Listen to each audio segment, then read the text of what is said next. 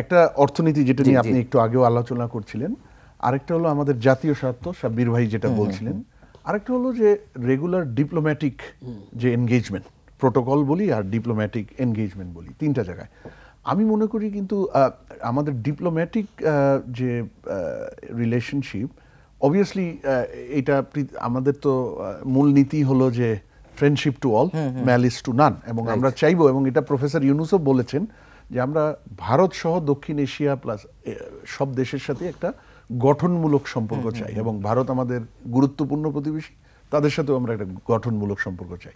সুতরাং ডিপ্লোম্যাটিক রিলেশনসটা সেইটা যাতে মানে ডিপ্লোম্যাটিক প্রোটোকল অনুযায়ী এবং দুই দেশের মিউচুয়াল রেসপেক্টের ভিত্তিতে আগায়, আমাদেরকে সেই জায়গাটায় যেতে হবে। যে একটা হলো যে আমরা কোনো উস্কানি নিজে থেকে দিব না, কিন্তু উস্কানিতে পাও দিব না, কিন্তু তাই বলে ওই সাইড থেকে যদি এমন ধরনের কোনো উস্কানিমূলক কথা আসে, সেগুলোর প্রতিবাদ কিন্তু সাথে সাথে করতে হবে ডিপ্লোম্যাটিক চ্যানেলে এবং ডিপ্লোম্যাটিক স্ট্যান্ডার্ডে, এবং এইটা কিন্তু আমরা দেখছি হচ্ছে গত 2-3 মাসে। সুতরাং সেই জায়গাটা খেয়াল রাখতে হবে যে ডিপ্লোম্যাটিক এনগেজমেন্ট থাকবে ডিপ্লোম্যাটিক প্রোটোকল অনুযায়ী এবং দেশের স্বার্থকে বিবেচনা করে, দেশের সম্মানকে বিবেচনা করে, কিন্তু যেইখানে প্রয়োজন হবে ডিপ্লোম্যাটিক জবাব দেওয়া, একটা স্ট্যান্ড নেওয়া, সেটা নিতে হবে, যেটা গত 15 বছর আমরা দেখি নাই। 5ই অগস্ট পর্যন্ত আপনি বিএসএফ গুলি করে মেরে ফেলতো, আমরা খুব কম দেখেছি। যে ভুল বুঝাবুঝি এটুকু বলেই আমরা শেষ করে দিয়েছি। বাংলাদেশ সাইড থেকে কিছুই তুলছে বলে আমি মনে করি না, কিন্তু এখন কিন্তু তুলছে। এই যে 2 দিন বা 3 দিন আগেও কিন্তু কড়া প্রতিবাদ জানিয়েছে। তারপর আমি মনে করি যে অ্যাসিস্ট্যান্ট হাই কমিশন আগারতলায় যেটা তছনছ করেছে, সেখানকার বিভিন্ন রাজনৈতিক কর্মী ঢুকে, এটা serious violation of diplomatic protocol. It is also serious violation or serious blow to trust, mutual trust. তো একটা জিনিস ভালো যে এরপর আমি দেখেছি যে সাথে সাথেই ভারতের পররাষ্ট্র মন্ত্রণালয় দুঃখ প্রকাশ করেছে বিষয়টাতে, কিন্তু আমাদের আটকও করেছে, কিন্তু আমাদের প্রয়োজন ছিল সর্বোচ্চ কড়া ভাষায় এটার প্রতিবাদ করা। আমি দেখেছি এটা করেছে, ইভেন ভারতীয় হাই কমিশনারকে ডেকে পররাষ্ট্র মন্ত্রণালয় তলব যেটাকে বলে প্রতিবাদ করেছে এবং কৈফিয়ত চেয়েছে। এটা কি গত 15 বছরে কখনো হয়েছে? আমি দেখিনি কিন্তু। সুতরাং সেই জায়গায় ডিপ্লোম্যাটিক স্ট্যান্ডটা মানে আমাদের friendship to all, malice two নান, সেই পার্সপেক্টিভ থেকে, কিন্তু অ্যাট দ্য সেম টাইম জাতীয় স্বার্থকে সর্বোচ্চ প্রাধিকার দিয়ে এটাকে ম্যানেজ করতে হবে, এবং যেইখানে মানে প্রোটেস্ট বলি বা একটা স্ট্যান্ড নেওয়া প্রয়োজন, খুব ক্লিয়ারলি এবং সময় উপযোগী স্ট্যান্ড নিতে হবে, নাম্বার 1। নাম্বার 2 আসেন এখন জাতীয় স্বার্থ।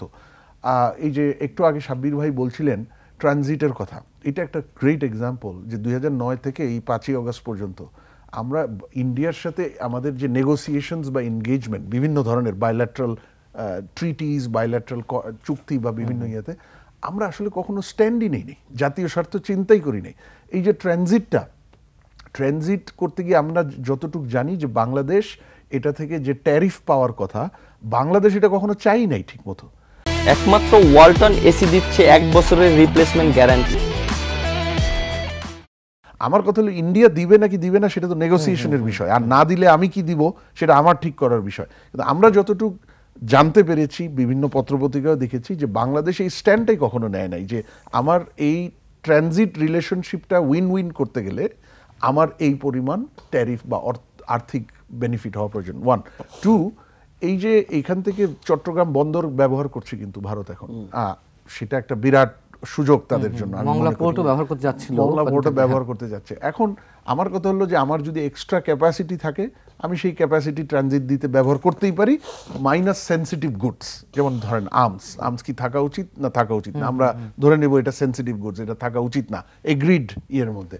কিন্তু ধরেন ভারতের 7 সিস্টারের পেঁয়াজ যাবে, আমার যদি এক্সট্রা ক্যাপাসিটি থাকে আমি দিতেই পারি সেটা, কিন্তু সেটা দিতে গিয়ে সেই ট্রাক ফেনী দিয়ে বের হবে আর কুমিল্লা দিয়ে ওই রাস্তাটা আবার আমরা আমাদের টাকায় বানিয়ে দিব, বা ভারত থেকে ঋণ করে সেই ঋণ তো ফেরত দিতে হবে, তো ইন এ সেন্স আমাদেরই টাকা।